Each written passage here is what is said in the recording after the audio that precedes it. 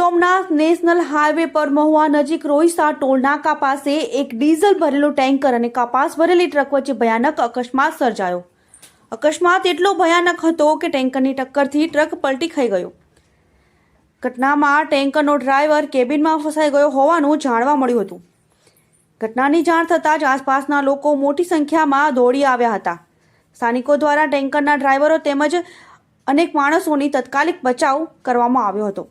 108 ambulance બોલાવી driver તેમજ માણસોને તાત્કાલિક દવાખાને ખસેડવામાં આવ્યા હતા. આ અકસ્માતનું કારણ હાઈવે પર અપરાધનો માહોલ સર્જાયો હતો, પણ વ્યવહારનો ભારે અસર જોવા પહોંચે તે હવે ટ્રાફિક જામ જેવી પરિસ્થિતિ ઊભી થઈ હતી.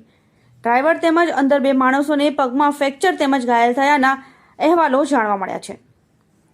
મનસુખભાઈ બારૈયા સાથે વિજય બારૈયા, દીવ મ્યુરલ ન્યૂઝ, મહુવા. મારું નામ જેઠવા ભરતભાઈ ખોડાભાઈ.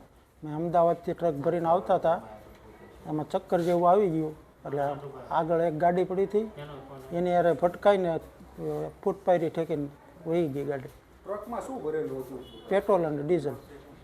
સામું શું હતું? સામું સિમેન્ટનો ટેન્કર.